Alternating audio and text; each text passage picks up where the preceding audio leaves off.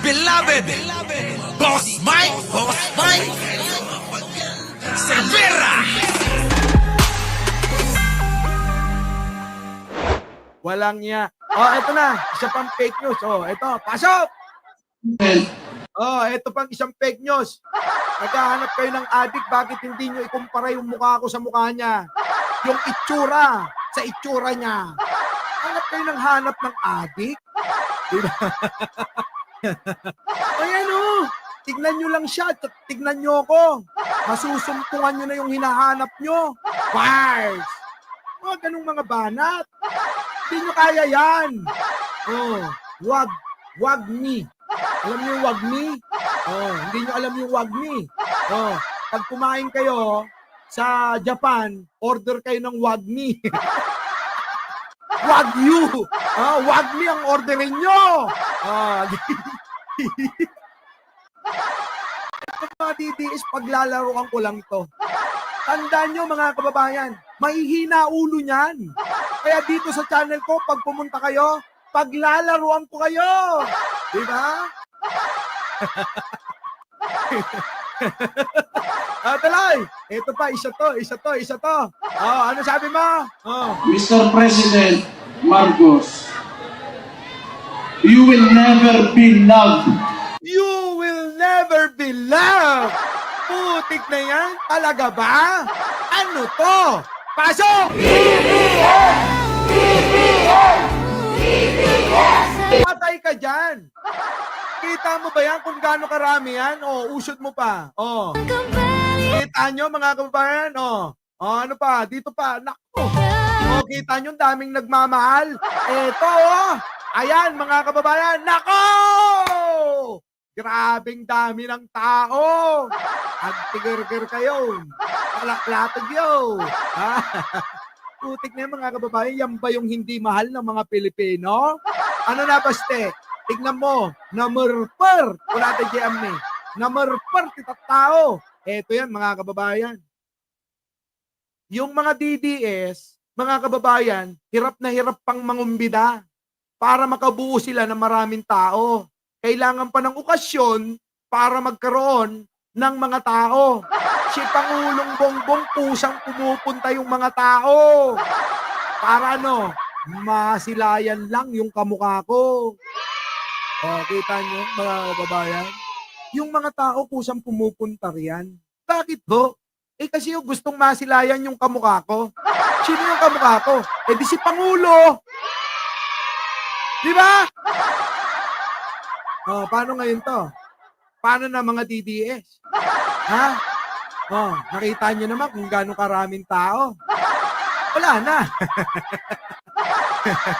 Wala na. Oh, ano pa? Oh, di ba? Alian nyo, latag nyo.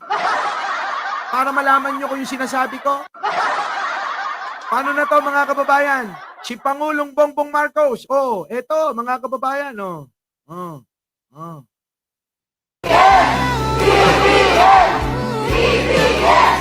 Kita nyo? Ano sigaw? BBM! BBM! Oh, siyempre, dadayain na naman nila yun.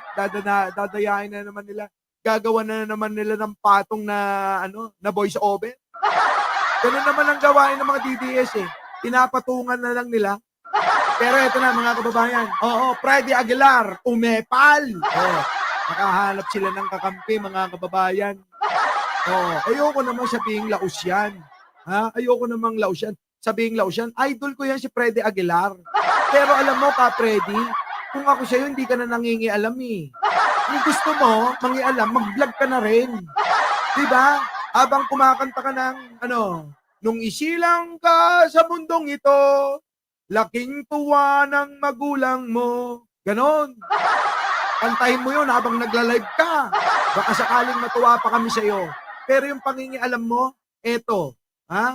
Hindi ko gusto. Malaking... Oh, yan na si Ka-Freddy. Ka-Freddy. Ano ba yung pinaglalaban mo? Oh, ulitin ko lang, idol ko to. Sa totoo lang, mga kababayan, meron kaming litrato. Oo. Sige, tuloy. Oh. Ito na yung malaking pagtatraidor sa isang kababayan na nakita ko sa buong buhay ko. Ako po ay 72 years old na ngayon. Lahat po halos ng naging presidente ng Pilipinas magmula kay Diosdado Macapagal hanggang kay Digong, hanggang kay Bongbong ay nasaksihan ko lahat po ang kanilang pagpapatakbo.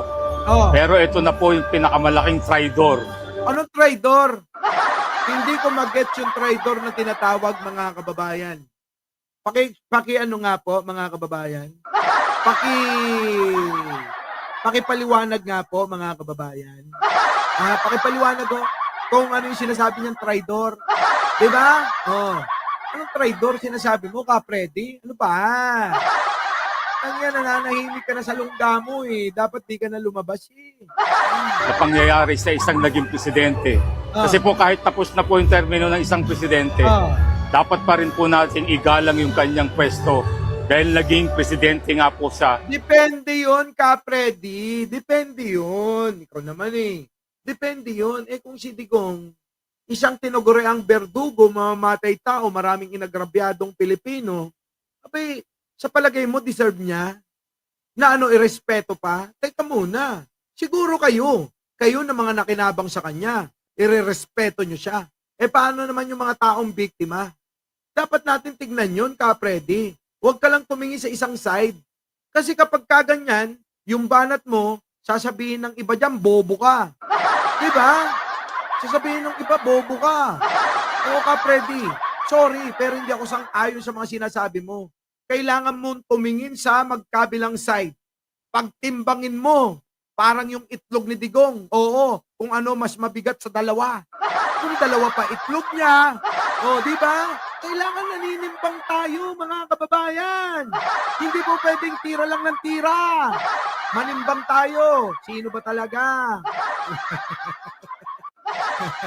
Ha? Kapagod na ako, mga kababayan. Hindi pa rin kayo nagla-like eh. Ay, Chang, ilan na ba yung like natin? Pagod na talaga ako eh. Sige, tuloy. Ng bayan natin nung araw. Bukod pa doon, isa po si Presidente Duterte o si Digong kung tawagin namin sa napaka-popular na presidente. Hindi naman basihan yung popular lang. Oo, popular kasi dalawa yan. Popular sa katarantaduhan at popular dahil maganda ang kanyang pagkatao. Dalawa yan eh. Parang si Pope, popular yon kasi maganda yung ginagawa sa pagtulong ng mamamayang Pilipino at mamamayan sa buong mundo. Popular yon. Diba? Popular si Digong saan? Paki-explain naman yung popular. Kasi mahirap naman yung sasabihin mo popular lang. Maraming popular.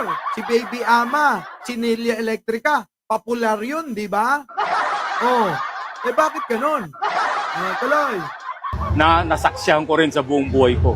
Siya na po yung pinakamahal at minahal ng mga Pilipinong naging presidente. Kamali ka dyan. Nagkamali ka dyan. Sino pa kasi pinanood mo at nagsabi niyan? Baka nakalimutan mo nung panahon na yan, bawal magsalita ang mga kritiko. Kung narinig mo lang akong magsalita noon, Ka-Freddy, isusumpa mo. Isusumpa mo si Digong dahil mamumulat ka sa lahat ng sasabihin ko. Lahat ng sasabihin ko sa bunganga ko, totoo. Di ba, mga kababayan?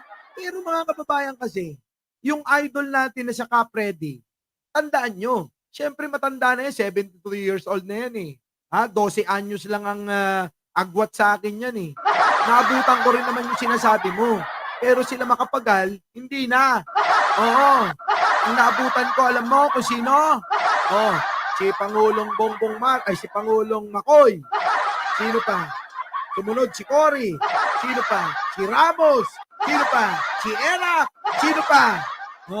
Pagkatapos ni Erap, si Gloria. Pagkatapos ni Gloria, si Pinoy.